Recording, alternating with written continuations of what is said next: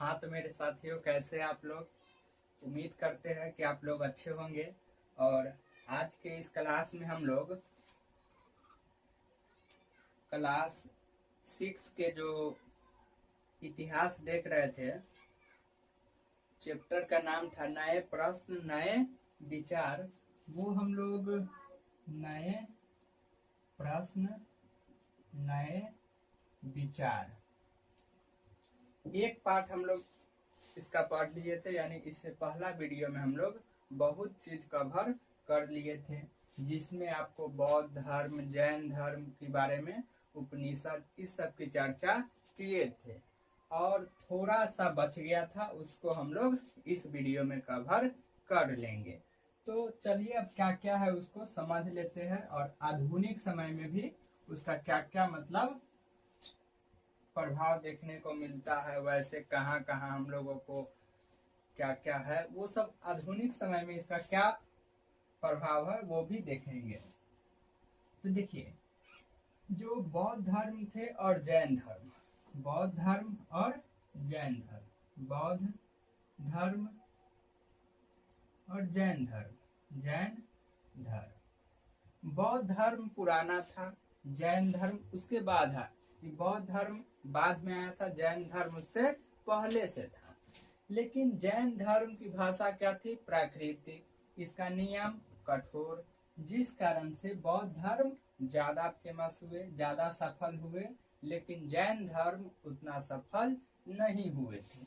इस सब की चर्चा किए थे। और जैन धर्म में कितने गुरु थे? तो 24, जिसमें 24वां थे महावीर स्वामी, और सबसे पहला थे ऋषभ देव। महावीर स्वामी को वास्तविक संस्थापक कहा जाता है जैन धर्म के। और इधर बौद्ध धर्म के संस्थापक गौतम बुद्ध थे। महावीर के बचपन का नाम क्या था? वर्धमान था।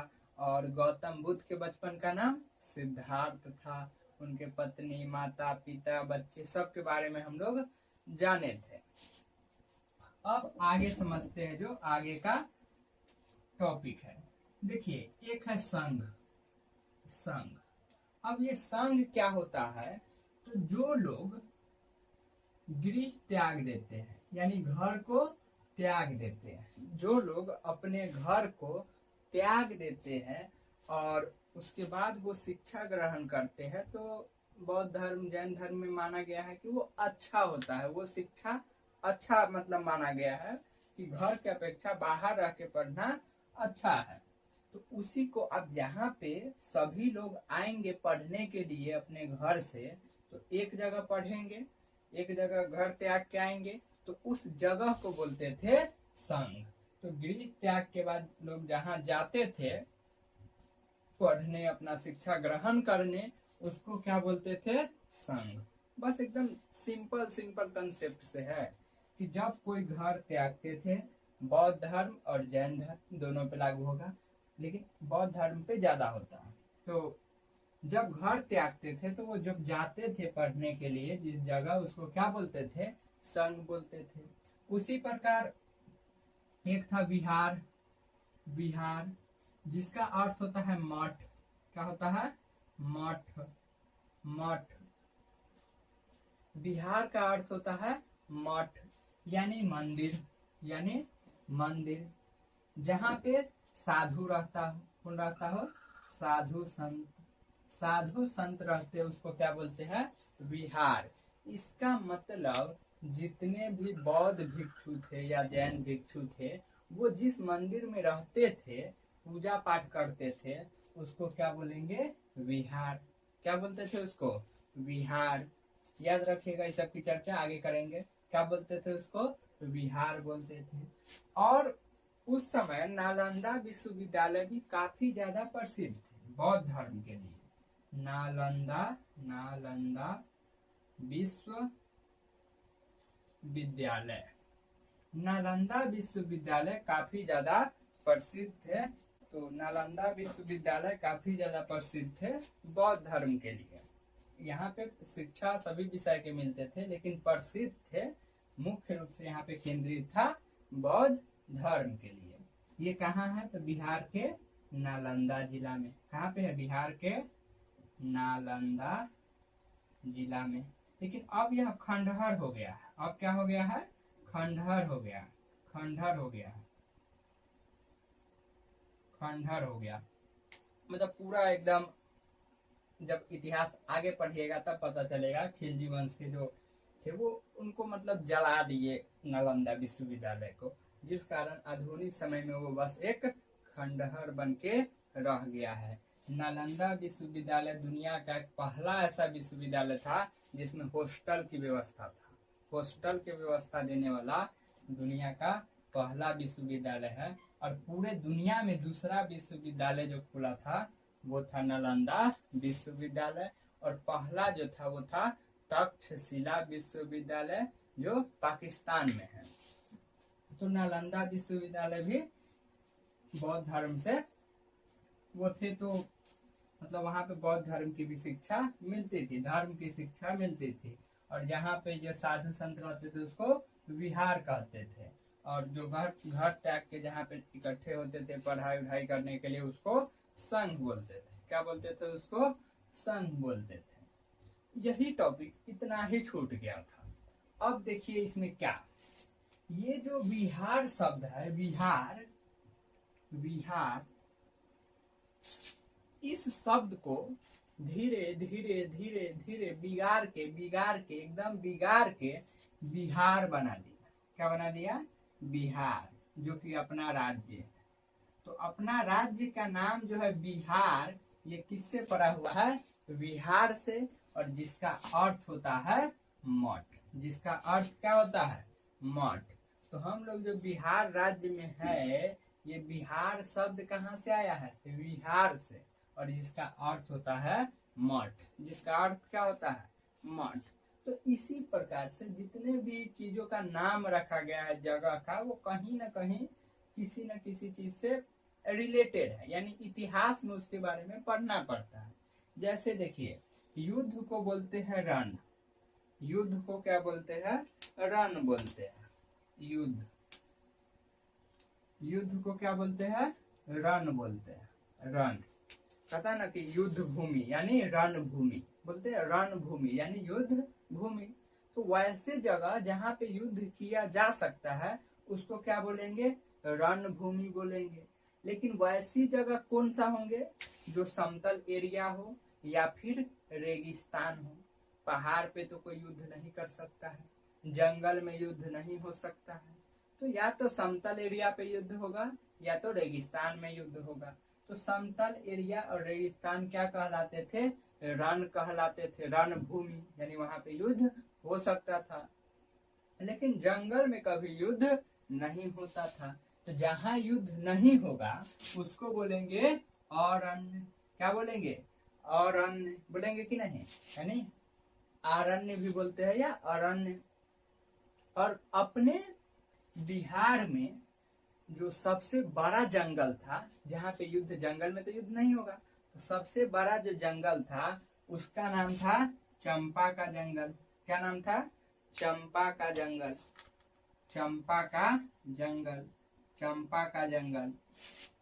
तो ये चंपा का जंगल बहुत बड़े एरिया में था और यहाँ पे युद्ध नहीं हो सकता था, बहुत बड़ा एरिया में भी था। तो ये चंपा का जंगल कहलाता था। यानी चंपा, वहां पे युद्ध नहीं हो सकता है तो आरण्य बोल सकते हैं या चंप अरण्य। आरण्य, तो चंप अरण्य या आरण्य बोलते थे उसको। और धीरे धीरे वहां पे लोग रहने लगे और उसको चंपा कारण्य, चंपा कारण्य यानी युद्ध जहाँ पे न हो सकता है, चंपा कारण्य लोग बोलते थे। फिर धीरे धीरे चंपा कारण्य, चंपा कारण्य, चंपारण, चंपारण, चंपारण, चंपारण, और यही नाम पड़ गया चंपारण। और यह हो गया जिला। चंपारण क्या है? जिला। और आगे चल के यह चंपारण दो भाग में टूट गया। एक कहलाया पूर्वी चंपारण और एक कहलाया पश्चिमी चंपारण। तो आज जो चंपारण आप लोग देख रहे हैं वो, उसका इतिहास कुछ इस प्रकार है। वहां पे पूरा जंगल हुआ करता था, वहां पे लोग रहने गए और चंपा का जंगल था, जंगल को अरण्य बोलते थे। तो चंपारण चंपारण चंपारण बना दिया, और पूर्वी चंपारण पश्चिमी चंपारण जिला है। अब आप इससे अंदाजा लगा लीजिए कि कितने दूर में जंगल था। तो ये हुआ।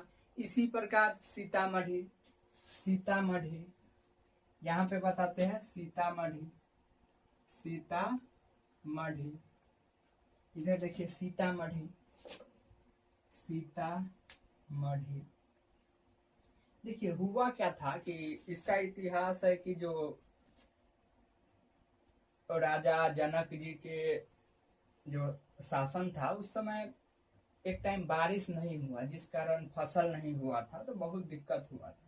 तो उन्होंने उन्हें कोई कहा था, वो देखे वो भी नहीं है, बस सुने हैं कि मतलब वो खुद अपने अपने से हल चलाए खेत में तो बारिश होगा।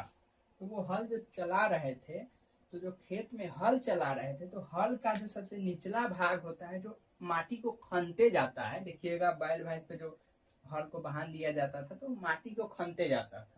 अभी भी देखिएगा तो आता है वैसा ट्रैक्टर में लगा हुआ। तो जो माटी को खनते जाता है तो देखिएगा एक डरीर बनाता है, एक तरफ से माटी खनेगा, दोनों तरफ टलिया देता है, देखिए ऐसे खनते जाता है। तो जब खनते जाता है तो बीच में देखिएगा गड्ढा बनता है, तो उसको सीता बोलते हैं, जिससे वो खनाता रहता है सबसे निचला भाग, उसको क्या बोलते हैं? सीता बोलते हैं। क्या बोलते हैं उसको? सीता, सीता।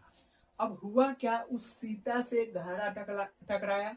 तो जब सीता से घड़ा टकराया ना, तो उसमें से एक बच्चा निकली, एक बच्ची निकली लड़की, तो उसका भी नाम रख दिया गया सीता, उसका भी नाम रख दिया गया सीता। और जिस जगह पे जन्म लिया उस जगह को बोलेंगे मही। जैसे आप जहाँ पे जन्म लिए हैं वो आपका मही कहलाएगा, आप जहाँ पे जन्म लिए वो आपका मही कहलाएगा, मतलब जन्म स्थान। तो मही मतलब जन्म स्थान। तो सीता और जहाँ पे जन्म लिए जन्म स्थान को क्या बोलते हैं? मही। तो सीता मही क्या शब्द होगा? सीता मही। तो प्राचीन काल में सीतामढ़ी नहीं था, वो सीतामढ़ी था, लेकिन लोग बोलते बोलते बोलते बोलते बिगाड़ दिया, सब नाम को बिगाड़ दिया और बना दिया इसी का नाम सीतामढ़ी। लेकिन असली नाम क्या था? सीतामढ़ी, मतलब जहाँ सीता जी का जन्म हुआ, और बाद में बिगाड़ के क्या बना दिया? सीतामढ़ी। लेकिन इंग्लिश में जो लिखते हैं तो सीतामढ़ी ही लिखते हैं। देखिए सीतामढ़ी,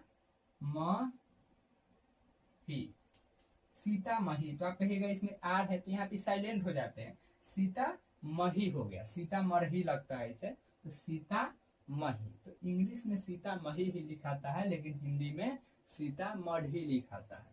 तो इसके पीछे का इतिहास ये है। उसी प्रकार क्या हुआ, सीतामढ़ी से एक जिला टूट गया।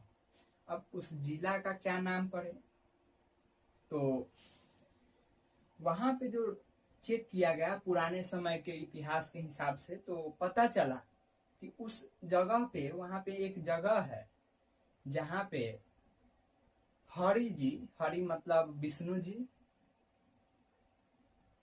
और शिव जी यानी शंकर जी, तो शंकर जी और विष्णु जी मिले हुए थे उस जगह पे।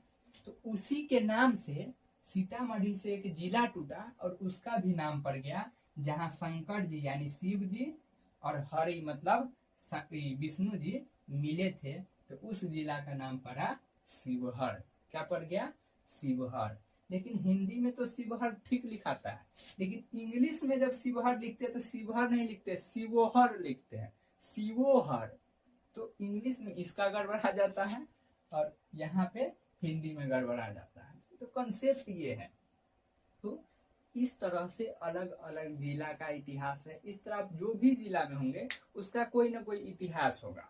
अब हम एक एक जिला का इतिहास बताने लगे तो फिर हो गया, लेकिन अभी हम लोग इतिहास ही पढ़ रहे हैं, लेकिन जिला के बारे में नहीं जानना है। तो इतना बात हम अगले के क्लास में छोड़ दिए थे, जो अभी हम बता दिए, और बाकी जो भी है नॉर्मल धीरे धीरे कवर हो जाएगा, क्योंकि बुक बनाने वाला एकदम लोल है, उसको कुछ समझ में नहीं आता है कि क्या पढ़ाना है क्या नहीं पढ़ाना है। उसको कोई मतलब नहीं है, वो बुक बना दिया है, पढ़ाने वाला जाने और पढ़ने वाला जाने। तो यहाँ तक में कोई दिक्कत नहीं होगा। तो फिर मिलते हैं अगले क्लास में, तब तक आप लोग अपना ख्याल रखिएगा।